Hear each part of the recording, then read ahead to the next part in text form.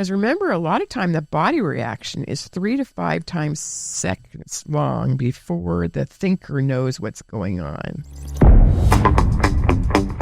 Welcome to the Brain Lady Podcast with your host, Karen D. Wood, the resident brainiac. Get ready for a mind-expanding journey as we unravel the mysteries of the brain from Notes from the Couch. Join us as we delve into the complexities and wonders of this enigmatic supercomputer. Fasten your mental seatbelts and prepare to have your synapses fired up. Welcome to the captivating world of the Brain Lady Podcast.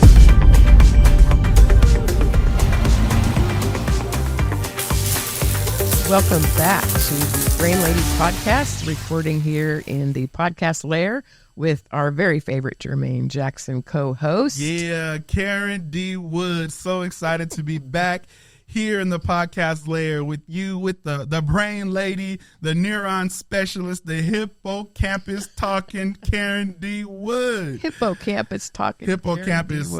I'm excited. So there's always these interesting things that go on in your office. And I'm sure many people have had those, especially the nosy people, have had that thought. What happens in a counselor's office? What happens on that couch? What are people really talking about? So that's what we get to do at the Brain Lady Podcast. We get to get the note from the couch. So I'm excited. What do we got today? What story are we jumping into? So today we're talking about a guy who came to my office. I see both of his children, so I kind of know how the dynamics are in the house. Divorced family. So here's our big fireman dad who comes home to 2 kids, wanting his attention. And then when I start saying to him, hey, notice your tension, our step number 1, right? Right, notice. He literally can't. He does not notice what his body's doing in tension, which is really, really common. Especially in men, right? In men. Yeah, that makes sense. And that's not a good or bad thing. It's in his thing. It's a societal thing, largely from quit crying when you're a kid, right? Stop crying. Boys don't cry. Men don't cry. Right. I got that growing up. So that gets disconnected. And so what we thought we'd talk about today is how do you get more in touch with your tension responses, right, so that you can get to your best mind of thinking quicker. So we have kind of introduced before, we'll do it again, this scale of 0 to 10. So I'm holding up my hands like 0 to 10. Right. 10 is the worstest. 10, I'm ready to punch somebody in the face. That is your 10. I'm ready to punch the wall. I got it. And so I literally had to help the fireman dude. Now this guy, he does incredibly dangerous things. He's a supervisor. He is.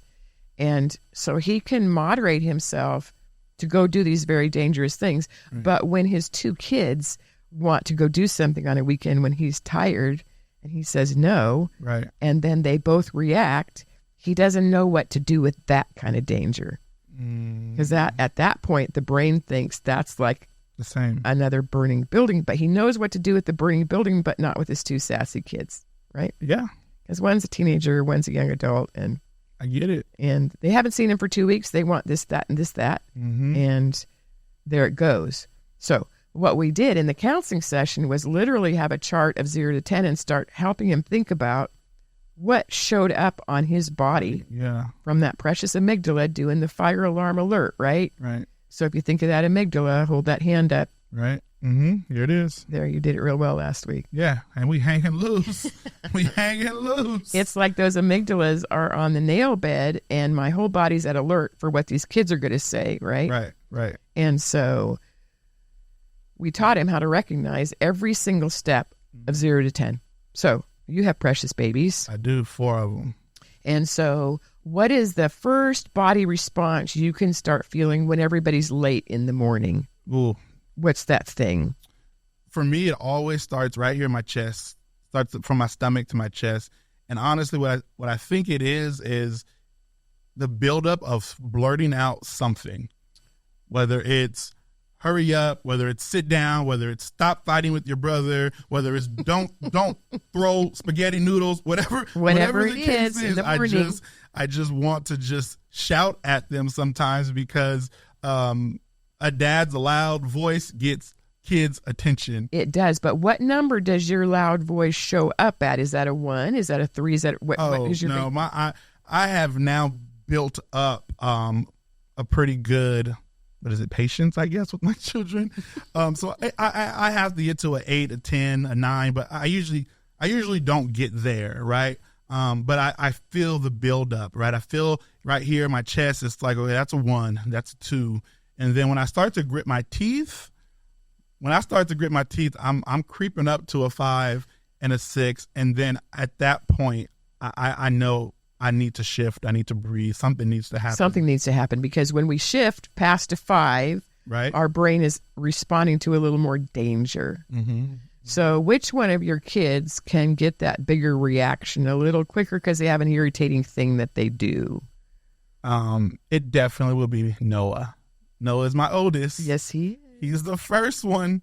And he's 9. So he's at that age. Anybody has a 9-year-old out there, he's at that age where everything is a question. Even things that he knows the answer to, he still wants questioning. He wants to question everything. He wants to ask everything. He always is just so curious about it all. But many times, especially when I know he knows and he's still asking, that's where the irritation comes. That's where the buildup comes. And I just want to just yell at the boy and say, you know that already. Stop asking me. And there's that amygdalic emotional reaction. But then if you can get up to that frontal lobe, what is the thought behind all those questions? And that's kind of what I've realized over the last few months with my son is that thing that he does that irritates me the most, that thing that he does that just gets under my skin, literally can be the gift that God has given him. And he may be have the greatest newscast show in the world. Because he may be the person that researches everything and finds all the answers. Why? Because exactly. He questions everything. He loves to find out information and knowledge. And that could be a gift from God, because I'm not that kind of person. I'm not going to do the research. I'm not going to ask the questions. I'm going to just do stuff. That's why most of the things I do, I got to redo because I done messed it up. But I'm going to do a brain squirrel on you here, because here's nerd brain squirrel is, don't you love that squirrel? I just love that squirrel. The brain at that age is still thinking things through from so many angles. So we're completely off topic here. But that it's thinking it through from, so you might think, I gave you that information yesterday. Why is the sky blue? But today he's noticing there's no trees around and it's now a different color, or there's water around. He's seeing it from a different angle. You're hearing the same question. This is why we have to watch shows so many times and read the same book. Right. How many times? Right. In our house, it was Lady and the Tramp, the movie and the book. Lady in the Trap. Because we view things sequentially, but the kids don't view things sequentially. They're still getting bits of information. Okay. And so, good. Be curious about those questions. It might be coming from a different space. Okay, end of squirrel. So back to Mr. Fireman. Back to the hero. So now he's coming home. He's worked all these shifts. He's really tired. The kids, they want something from him. Right. So we practiced having him notice that from a 3 to a 4, his left eyebrow does a high arch. Because now his alert system is starting. It's on. Kicking in. So I said, if you start feeling that left arch, talk to your arch, wiggle it back down again. Because if you go from a 4 or 5, part of your hearing is going to turn off. So right? Let's back up for a second. What do you mean when you say talk to the arch? Whatever body part is showing the tension, if we can notice the tension, right, and then use that same body part. Remember when you're calling it out. You're talking to it with grace, empathy, kindness. Okay. You're talking to that body part, and it's talking to that amygdala to say, "Hey, I hear you." Okay. Left eyebrow is starting to get a little irritated. It's wiggled his eyebrows. "Hey, I hear you." Right. Yeah, that's good. Find yourself starting to point. Remember me and Russell last week with the 8? Grab that index pointer and bring that down, right? Start to feel a little fight in your shoulders. Ooh, talk to your shoulders, bring it down. Right, okay. Because remember, a lot of time the body reaction is 3 to 5 times seconds long before the thinker knows what's going on. Wait, so your body part is going to react to that tension or that moment before, like your brain processes it? Remember you said you hold these things back because you just don't want them to come out. That blurt might happen before the thinker's connected with it. Yes. So you've learned to go over here, right? Yeah. But if we can learn to pay attention to that tension, then we can maybe even handle the dealio before it becomes an issue. That makes sense. Handle the dealio before it becomes an issue. Quote for the day. So we're helping Mr. Fireman understand that this thing about his body is a really precious gift, but it got disconnected when he was a kid. He would get whacked around if he expressed too many opinions. So he just learned to not do that, right? Makes sense. And so in a minute, we're going to explain the body part, the brain part that we asked him to heal. But I thought it would be good if we first explained a quote from Bessel van der Kolk. Now, he's written the #1 bestseller for like a year and a half. Wow. Dutch guy. Dutch. So Bessel van der Kolk. Yes. Dad and mom, both sides. Both my grandmas came over on the boat, literally. Literally on the boat. With just the clothes in their back, yeah. Wow. That is an interesting story. It sounds like it. And so he wrote this book, The Body Keep the Score. So he says this is why it's important that we pay attention to this tension. In order to change, people need to become aware of their sensations and the way that their bodies interact with the world around them. Physical self-awareness is the first step in releasing the tyranny of the past. Wow. We got deep real quick. Tyranny of the past. That's heavy. And you can hear in Fireman Dude, the past was freezing him and stopping him from relating to these two precious kids he has. Right. The past. So what we're doing is exactly what Bessel van der Kolk says is the best thing to do is say, hey, learn to notice your tension. Yeah. So 3 to 4, his eyebrow went up. Okay, wiggle your eyebrow. Right. And then that may stop the escalation, or it may go up to a 5, and then he felt his shoulders going on that arch, like I'm coming towards you arch, right? Mm-hmm. Like he's running towards the fire. He's running toward the fire. Hey. And the kid wanting is the fire. Mm-hmm. But yet not, because he can run to the fire with no danger, but now this kid is somehow a bigger danger. Yeah. Wow. Interesting dichotomy there.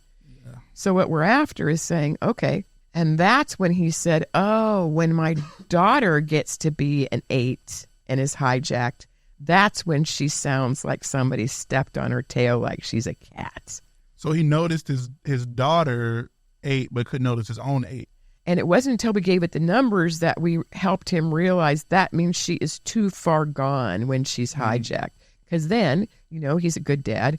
Then he starts taking away the cell phone, and I'm not going to take you there, and your friend's not coming over. And then, of course, that cat has a little more screaming to do at that point. Right. When what we learned how to do is wait. How can we notice your own tension sooner so that you can notice her tension sooner?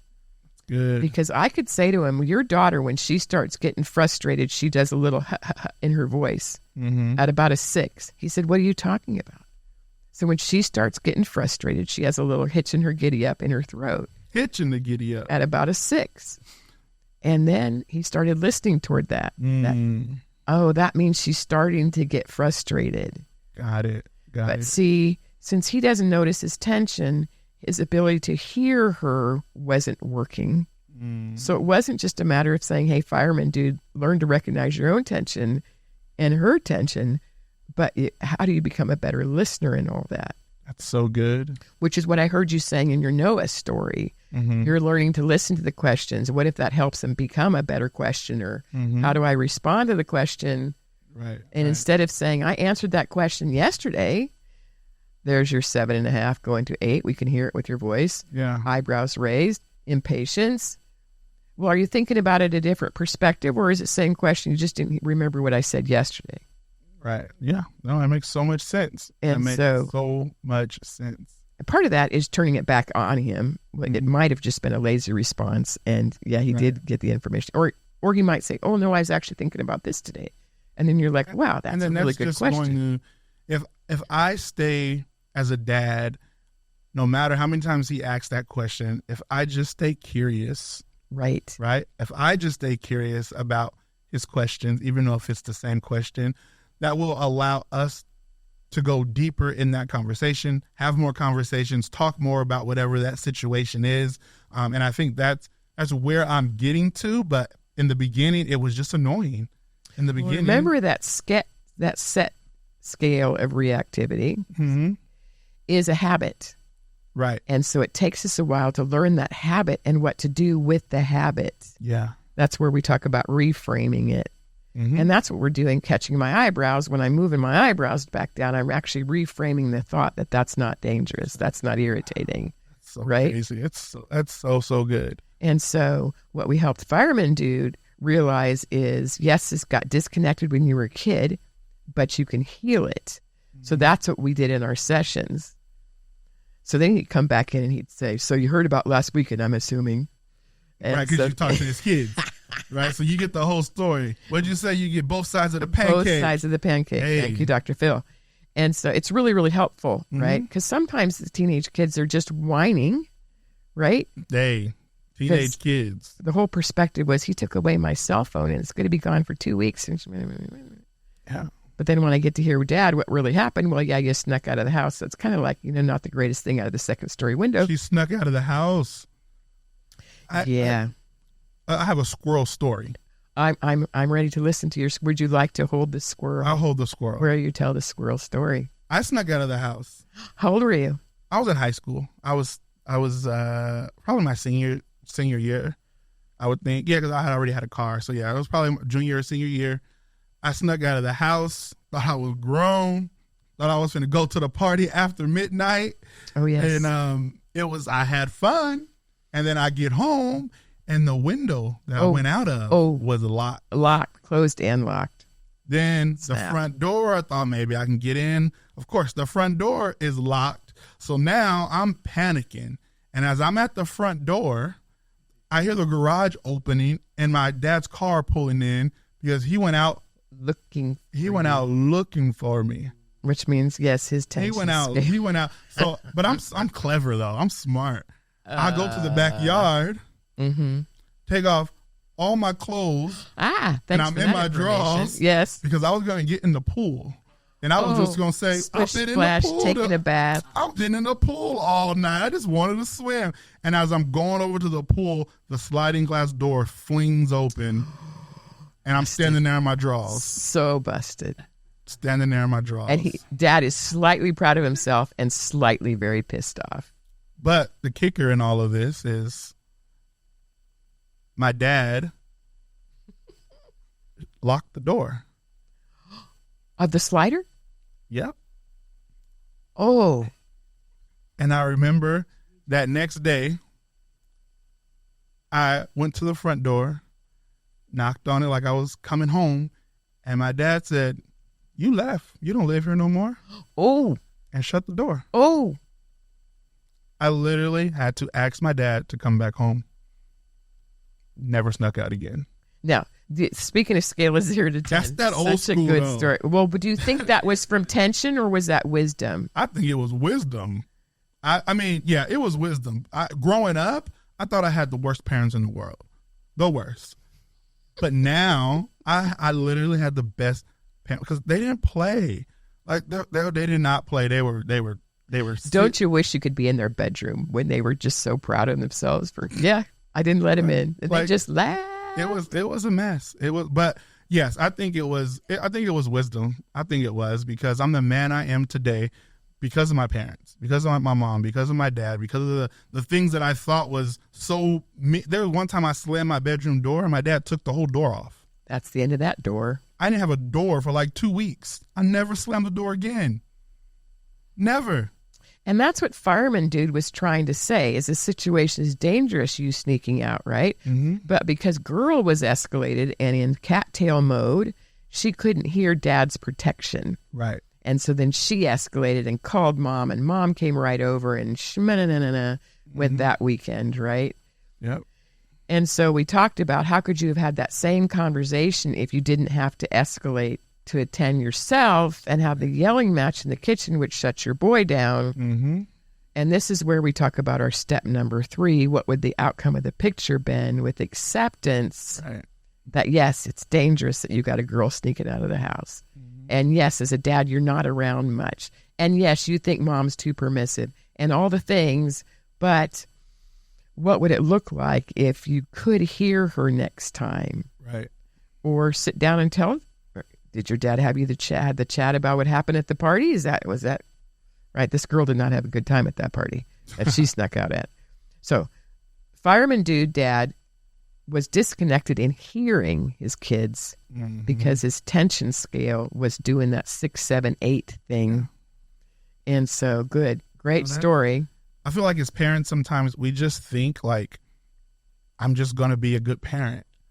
But parenting doesn't work. Like, you have to parent on purpose. You do have to parent on purpose. You have to actually prepare to be a parent. It just doesn't happen. And if you're not ready for it, it will punch you in the face. Ouch. Yes, it will. So good. You had a dad who took your running out of the house very seriously. Yes. And fireman dad also took it very seriously, but kind of took it the wrong direction. Mm-hmm. So what we helped him learn in this session is what are the brain parts that are not connected right and overreacting. So this is the brain part, right, where we get chatting about that amygdala. So hand in the air, like hang loose. Thank you. Those amygdalas of his, from the trauma of his past, are probably overreactive. But interesting, because in a fire he's underreactive and very controlled, but with his kids he's overreactive. Interesting. Isn't that interesting? 2 different situations. And the brain part we're going to talk about today is called the cingulate. So if you take your hang loose hand, hang loose with the cingulate, put your other hand over it. Uh-oh, we got both hands involved. So that the other hand is the top of the brain, right? And now take your bottom fingers and put them through the top fingers. Ooh, we're making brain parts. We are. So this, on the bottom of the bumpy part, this top part, is underneath it is called your cingulate gyrus. Okay.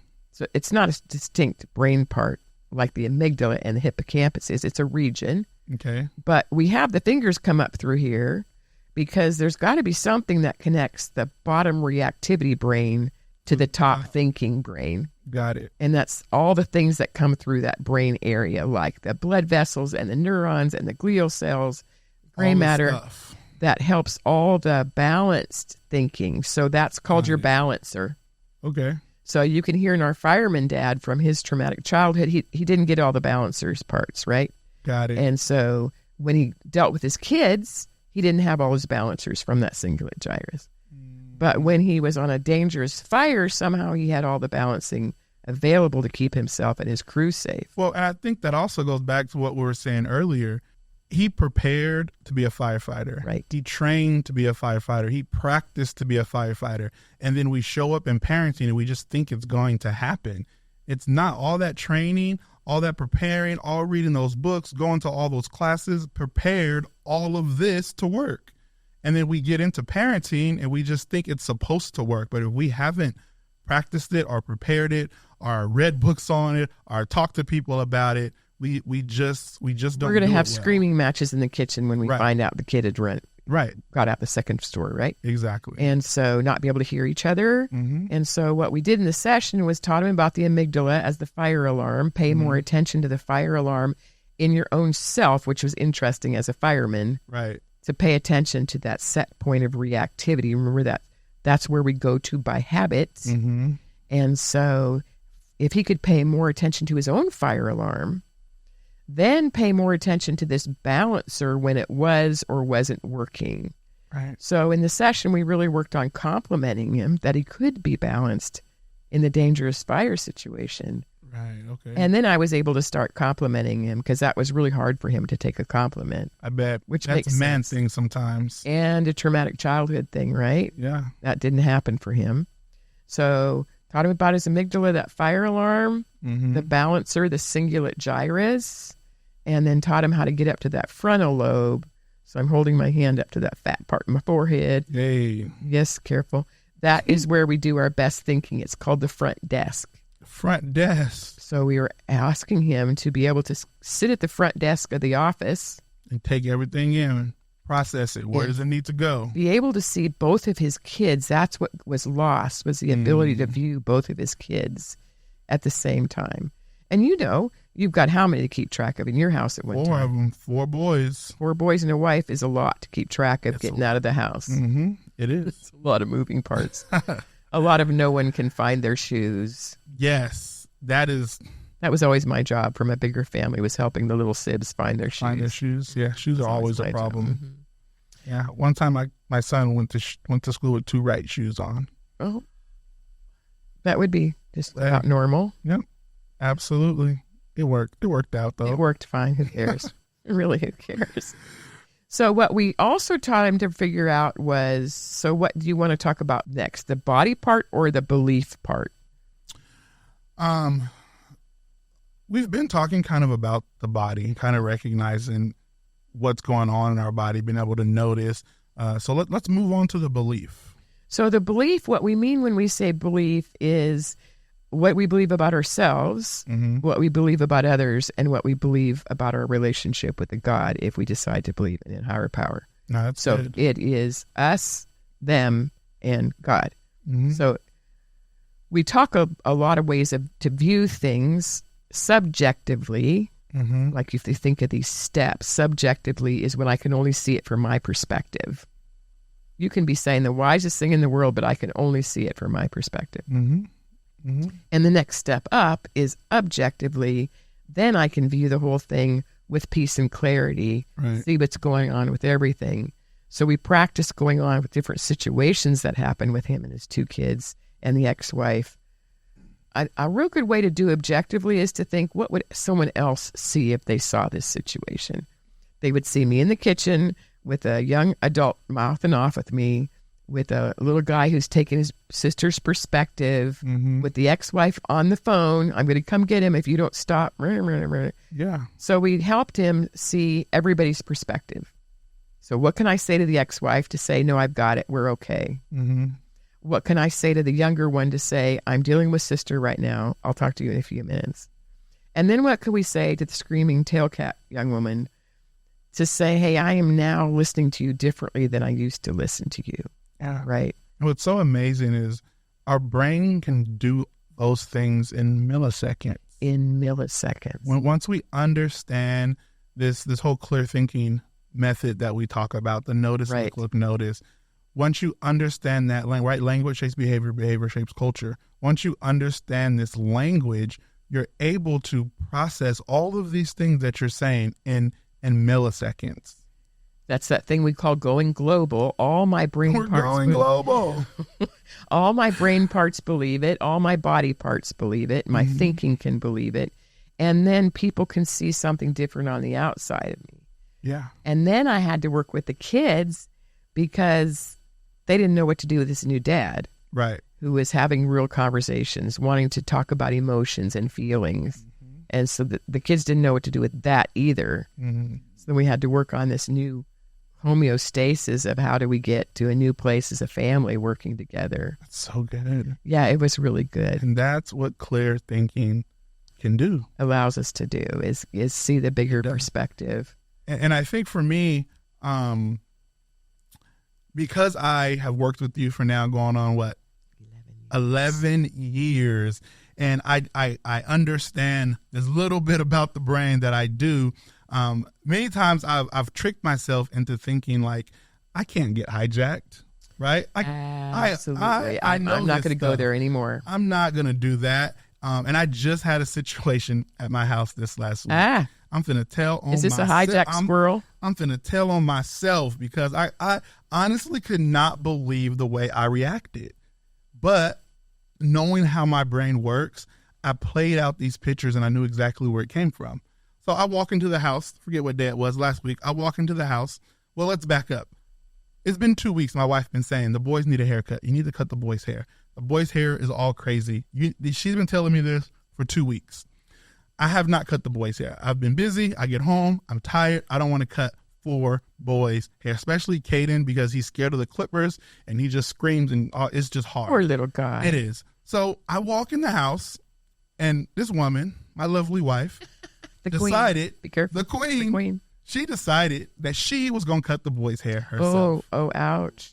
I walked in the house and my boy's hair looked like she cut it blindfolded and it wasn't used a that butter bad. knife. Was it really that bad? To me, it was bad. So the first thing I said when I walked in the house, so mind you, she cut all the boys. She had got off work, cut all the boys' hair, and was cooking dinner. She probably did not sit down since she got home.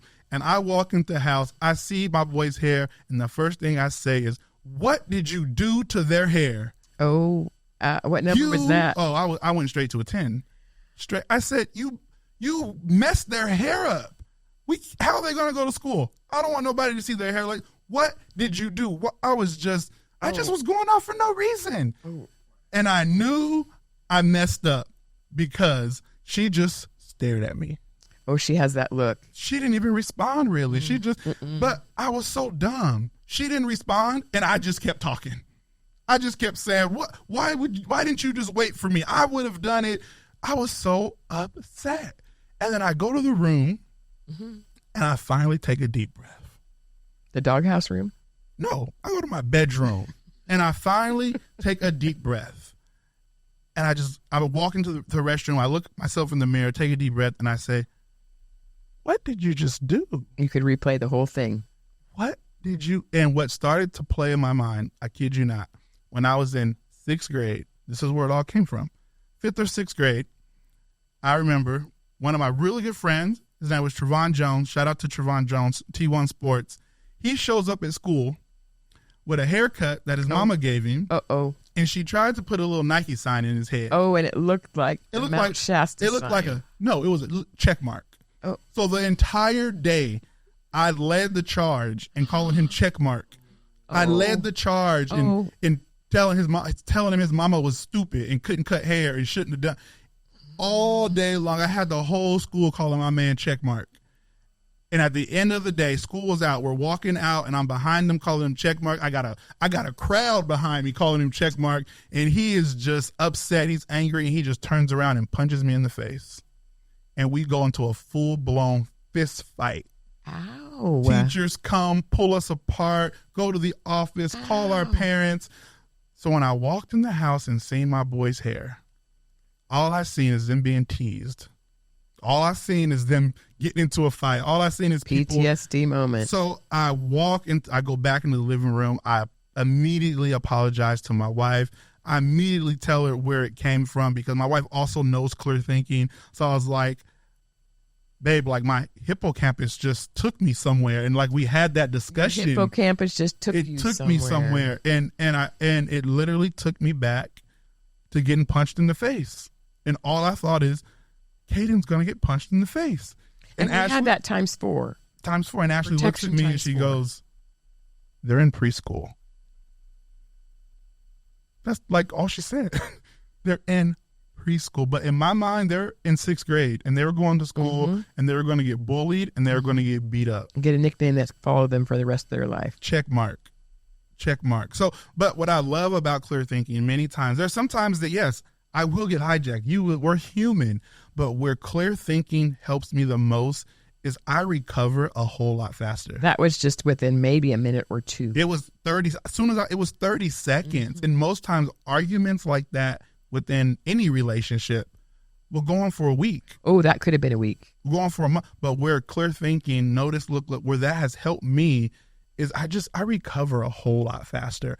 We argue, we disagree like any other couple, but our recovery is seconds. Our recovery is minutes. And I think that is what has helped us and allowed us in our marriage to be able to just flourish and to be able to grow, because we all get upset. We all get angry. We all do. But it's a really good point about the recovery. And that's exactly what we helped Fireman Dude figure out. Right. Is how to do those faster recoveries.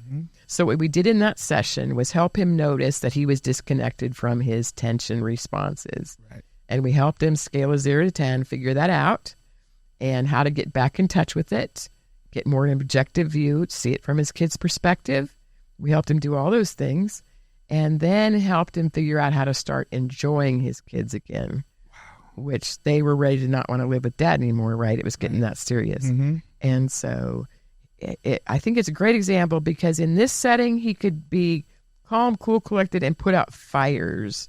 But with 2 young teenage kids, but he didn't know what to do with those fires. Wow. So we helped him reconnect with his tension scale. That was so good. Thank you so much, Wood. I love getting the notes from the couch. I hope everyone watching loves to get the notes from the couch. I just want to encourage you to like and subscribe to all of our platforms, your favorite platforms. We are on them. And I also want to give a shout out to the podcast layer for bringing us in. Thank you guys so much for this space. Thank you for allowing us to share our heart. Thank you, Karen, for sharing your heart. And I look forward to seeing you guys on the next podcast. So don't forget to sit up straight, take your exhale.